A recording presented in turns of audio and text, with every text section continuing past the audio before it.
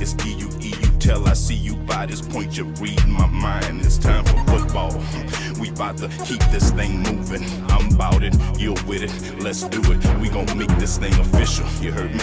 If you're the best, then let's prove it. The goal is set to have a team become a unit, man. We about to keep this thing moving. I'm about it, you're with it, let's do it. We gon' make this thing official, you heard me? If you're the best, then let's prove it. The goal is set to have a team become a unit, yeah. Welcome to Football Game Plan's NFL All 32 show. I am Emery Hunt, the czar of the playbook, and today we're previewing the Minnesota Vikings and taking a look at their 2020 NFL season. But before we get started, let's take a look at some of the key storylines heading into the season as we go into our 4-minute offense. It looks like a youth movement is taking place in Minneapolis as the Vikings not only welcome in 15 rookies from the 2020 NFL Draft, but also pivoting away from some longtime veterans in favor for some younger talent.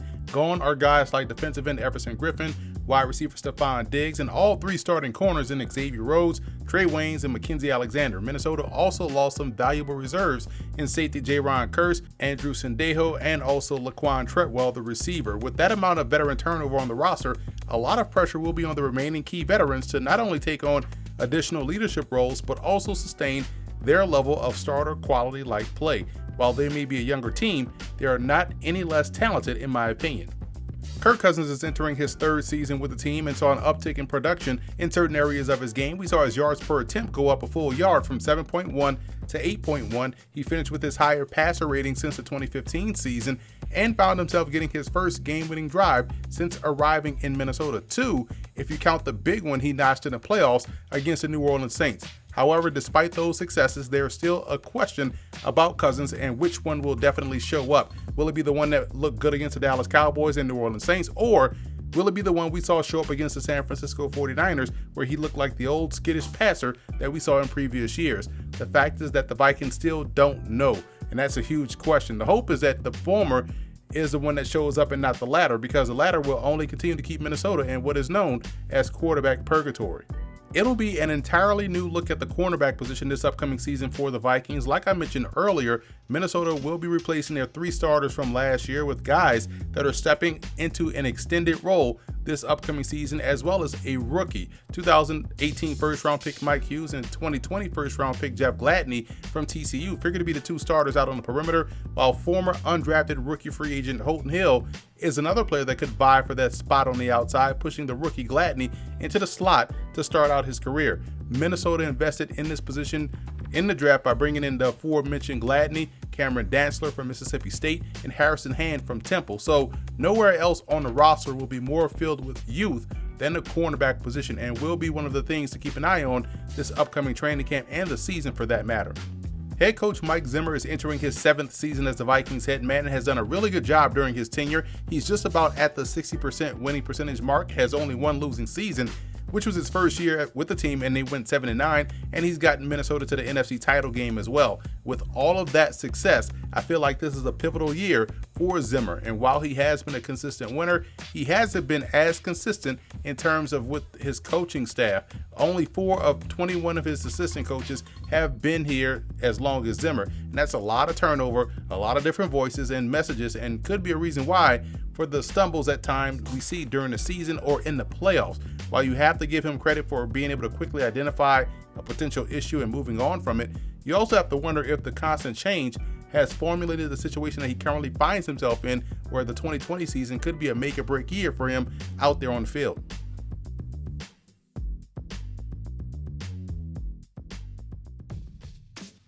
Kirk Cousins is entering his 9th year in the NFL, and I think it's safe to say that he is what he is at this point, and that's an efficient passer, one who does well off play action and when things are going well on script. That makes him an average NFL starting quarterback, which is not a knock. It's just an understanding of who he is as a player and where the expectation should be for him as a player. The reason why Cousins looked better last year was because they asked him to throw less. In fact, Cousins only threw 444 passes last season, which was the lowest for him since becoming a full-time starter back in 2015. Asking him to throw less speaks to the fact that Minnesota wants to de-emphasize how much they will count on him within the offense. They'll just rely more on the run game, which actually worked out well for Cousins last season. So we'll see if that'll be the case pace heading into 2020. Behind him, the Vikings drafted a quarterback in Nate Stanley out of Iowa, who figures to go toe-to-toe with veteran Sean Mannion. If you're looking for a training camp battles to keep an eye on, this will be one to watch this summer.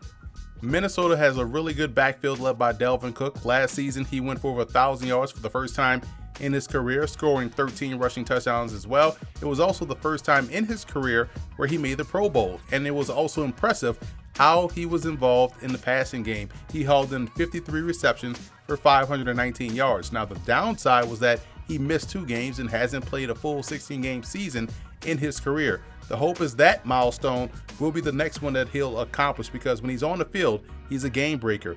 Alexander Madison and Mike Boone proved to be really good reserves, making the most of their opportunities to tote the rock last season. Both backs give them really good bursts coming out of the backfield. Amir Abdullah is steady as a returner, showing that ability to make a defender miss. And fullback CJ Ham played an integral role in their run game as the lead blocker. He did such a great job last season. He earned his first Pro Bowl nod of his career and figures to make that a regular thing moving forward. The wide receiver position will be looked upon this year as one of the major units on the team that will have to step it up a notch. Their long 1,000-yard receiver, Stephon Diggs, was traded to Buffalo, and their second best receiver, Adam Thielen, is coming off of an injury-plagued season that limited him to only 10 games. Now, at full strength, he should be a 1,000-yard receiver once again. The question becomes who will join him in the 1,000-yard club this season. The Vikings hope that his first-round pick, Justin Jefferson out of LSU, he's got a very good smoothness to his game that's similar to that of Adam Thielen in the sense that he can play multiple positions, does a great job of separating at the top of his route, and shows the ability to track and adjust a ball in the air. Essentially, the Vikings found themselves another solid option that could star from day one. BC Johnson figures to take a step forward this season after proving his worth as a rookie, but his spot as the number 3 isn't really guaranteed, as he'll have to hold off incoming free agent Tajay Sharp from the Tennessee Titans, as well as some up-and-comers like Alexander Hollins and Davion Davis. Miami Hurricane rookie KJ Osborne figures to be a core special teamer, but his explosiveness puts him in position to have a role within this offense at some point during the season. Now, the tight end position is excellent and is in a much more stable situation than wide receiver. Kyle Rudolph, fresh off his game-winning touchdown reception against the New Orleans Saints in the playoffs, is still one of the better tight ends in the game, and he finished 4th on the team in receiving. You can expect a big jump from second-year tight end Irv Smith Jr. this year. He set a rookie record for the position with 38 receptions. He and Tyler Conklin give Minnesota a very good young group of move pieces at the position.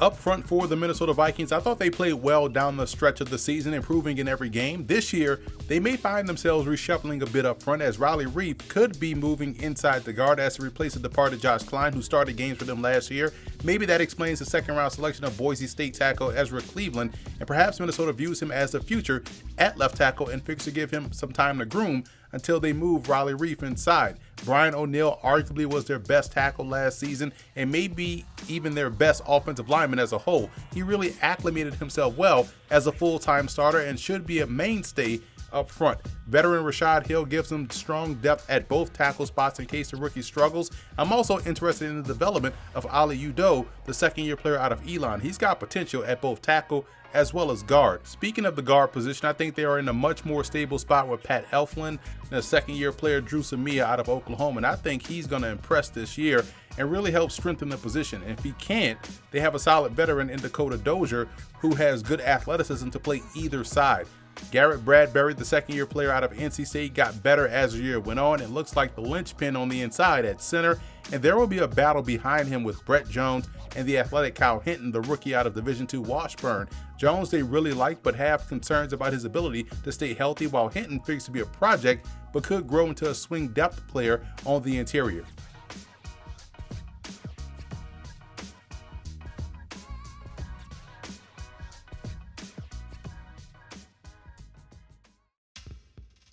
The defensive line was responsible for 41 of the 48 sacks the Vikings got last year, which had them tied for 5th in the NFL. Pro Bowl defensive end Danielle Hunter was responsible for 14.5 of those sacks. That makes it back-to-back 14.5 sack seasons and back-to-back Pro Bowls for the 6-year veteran out of LSU. They'll look to him more this season to replicate those numbers, as he's the lone returning starter at defensive end. Ifedi Adenabo will step in for the departed Everson Griffin this year, and last season as a swing reserve, he racked up 7 sacks and 7 TFLs. Now the Vikings hope that was a precursor of things to come, but we'll see if he can handle starting duties as things tend to change. We are now being game planned against. Depth is going to be an interesting thing behind these two because the Vikings do have some solid options in Eddie Yarbrough, free agent coming from Buffalo, Anthony Zeta, who came over from the San Francisco 49ers and can play inside as a tackle if need be, as well as rookie 7th round pick Kenny Willix out of Michigan State, who's their all-time leader in TFLs. Now the team is also excited about 4th round pick DJ Wanham as well. On the interior, gone is Linval Joseph, and free agent signing Michael Pierce from the Baltimore Ravens figures to step right into that role. He was stellar with the Ravens and gives them a squatty anchor at nose tackle, which puts the focus on Shamar Stephen to find a way to become more of a consistent pressure player on the inside. He only accounted for 1 sack last year, and the Vikings will need more from him this season. There could be an opportunity for players like Jaleel Johnson, Armand Watts, and Hercules Metaafa to find more opportunities on the field this year. I would also expect rookie 4th round pick James Lynch out of Baylor to be in the mix as well. All of those guys have shown the ability to affect the pocket more so than Stephen, which should make for an interesting training camp in the trenches. Linebackers, the best unit on this defense in my opinion. The stellar duo of Anthony Barr and Eric Kendricks are arguably the best in the league. They are equally as effective on both ends of defense and never have to leave the field. I do like the depth here as well with Ben Gideon and Eric Wilson, both of whom are solid backers and core special teamers, while Wilson is solid as a pressure player and in coverage. Gideon is much better versus the run. But rookie Troy Dye out of Oregon is a great combination of both players and was a steal for Minnesota in the 4th round. So look for Dye to find an extended place on the field in some capacity.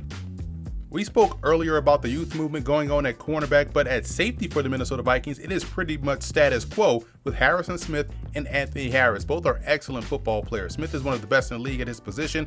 Harris got the opportunity to start last season and made the most of it, picking off 6 passes, which were tied for the NFL's best. Both he and Smith combined for 22 PBUs as well. Now, the youth at this position lies within the depth. I'm a big fan of rookie 6th round pick Josh Metellus out of Michigan. He graded out pretty high for me and should immediately star on special teams before working his way into the regular defense. And keep an eye on undrafted rookie free agent Miles Dorn from North Carolina, who has very good instincts and spatial awareness. Now at cornerback, I personally believe that 3rd-year corner Mike Hughes is more than ready to handle the number 1 corner role. He's got all of the requisite physical skills needed to be successful, but most importantly, he has the ball skills to be considered a threat out there on the outside. That's what they hope they're getting in Jeff Gladney out of TCU. He can play inside or outside, but what you like about his game is how quickly he closes on the ball and how unafraid he is of a challenge out there on the perimeter. Holden Hill is talented, but seems to always be in some sort of situation that keeps him off the field, which is why rookie 3rd round pick Cameron Dantzler out of Mississippi State is one to keep an eye on. He's got the length, the athleticism, and the ball skills to make it very tough for the staff to keep him on the sideline this year. I think he gives them insurance for Hill with a pathway to start as well. 2nd-year player Chris Boyd out of Texas factors into the mix also. Drafted in the 7th round last year, he will be counted on to provide valuable minutes as a reserve this upcoming season. An undrafted rookie free agent Neville Clark out of UCF fits the mold of a Mike Zimmer type corner. He's long, aggressive with terrific instincts, and I was shocked that he went undrafted, and I would imagine he would be more than camp fodder this summer.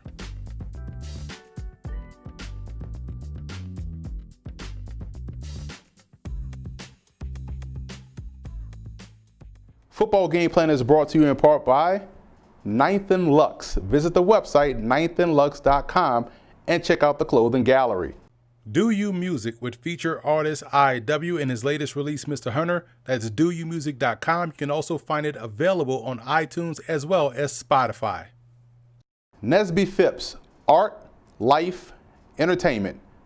NesbyPhipps.com. Grind It Out Fitness. Visit the website grinditoutfitness.com and download the app. The Academy of Broadcast Media in Hackensack, New Jersey. Football Game Plan is brought to you in part by Financial Coaching LLC, investment, retirement, security. Stewardship Credit, financial growth is in your hands. Stewardshipcredit.com. Adrienne Marie Photo, photographer, writer, management. AdrienneMariePhotography.com. Lock Multimedia. Be sure to order your copy of the Go-Go Offense by Coach Brennan Marion on footballgameplan.com/GoGo Offense. Coach Marion goes through the ins and outs of his explosive offense, one that's tearing up the college football field and putting a lot of points on the scoreboard. Again, you can order your copy at footballgameplan.com/GoGo Offense.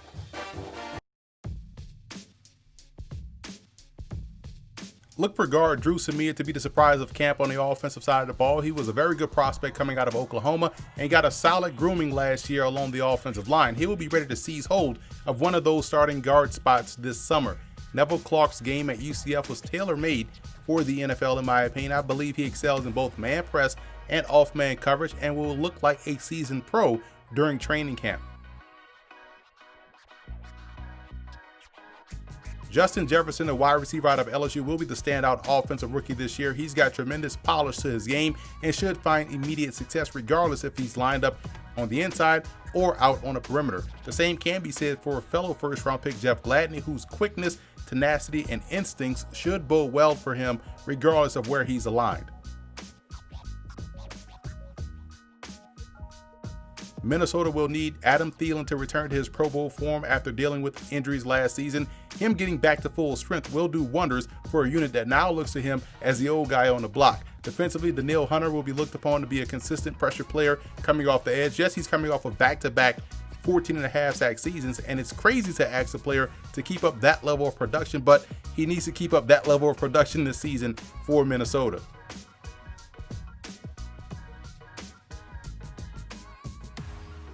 I think center Garrett Bradbury is primed for a breakout season this year. He steadily improved every game last year for Minnesota, and it was very noticeable, and he should become one of the key cogs on an improving offensive line. Cornerback Mike Hughes got off to a great start as a rookie before tearing his ACL. Now he's 2 years removed from that, and he finds himself in a starting role and will prove the Vikings to be none the wiser for making him a first-round pick back in 2018.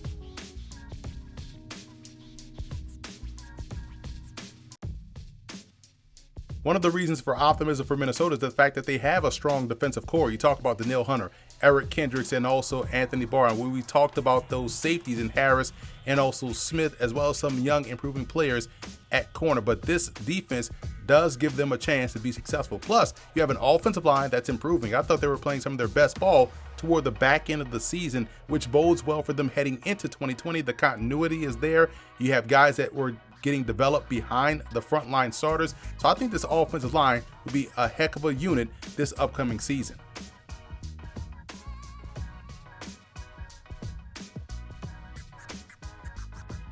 A cause for concern would be Dalvin Cook's contract situation. He wants a new deal and is threatening to hold out of training camp. If that threat continues to stretch into training camp as well into the regular season, their run game could lack that firepower that we've seen from it last season. And plus, you look at no complimentary pass rush coming from the edge. We know about Danielle Hunter and his 14.5 sacks, but if they can't find a double-digit sack guy or find guys to help complement him on the opposite side, it could be a problem. Plus, you have to worry about the youth on his football team. Is being too young a thing going into 2020? 15 rookie draft picks along with some young guys that are now thrust into prominent roles.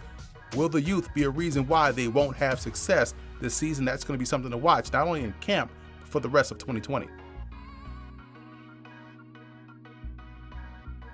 The road to the Super Bowl for the Vikings goes as follows. Number one, if that youth that we talked about throughout the entire video plays like veterans, that's going to be huge for them. It's going to allow them to get better as the season goes on, and that's going to be coinciding with them playing their best ball in the playoffs. And plus, the passing game has to take off.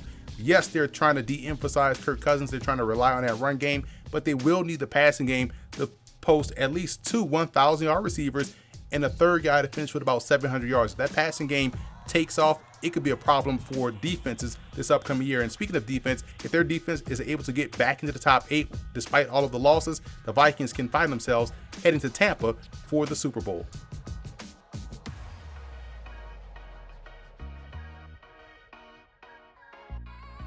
I have the Vikings finishing second in the NFC North. They have the seeds to have success this year once again. Strong run game, improving offensive line, defense that has at least 3 core playmakers that can make plays on the ball, also affect the pocket, and also pick off passes. I think this is a solid football team, one that should be in the mix for the NFC North crown. So that's it for Football Game Plan's NFL All 32 show. I'm Emery Hunt, the czar of the playbook. Be sure to follow me on all of my social media accounts, and don't forget to check out and subscribe to the Football Game Plan Network located at youtube.com/footballgameplan. Also subscribe on iTunes to Football Game Plan Podcast and leave us a 5-star rating. That's where you can find our NFL All 32 show, and keep it locked here on the Football Game Plan YouTube channel, where you can find much more Viking related content coming down the pike on our All 22 show, our fantasy football starting lineup, and our best bets. It's DUE, you tell I see you by this point, you're reading my mind. It's time for football. We about to keep this thing moving. I'm about it, you're with it, let's do it. We gon' make this thing official, you heard me? If you're the best, then let's prove it. The goal is set to have a team become a unit, man. We about to keep this thing moving. I'm about it, you're with it, let's do it. We gon' make this thing official, you heard me? If you're the best, then let's prove it. The goal is set to have a team become a unit, yeah.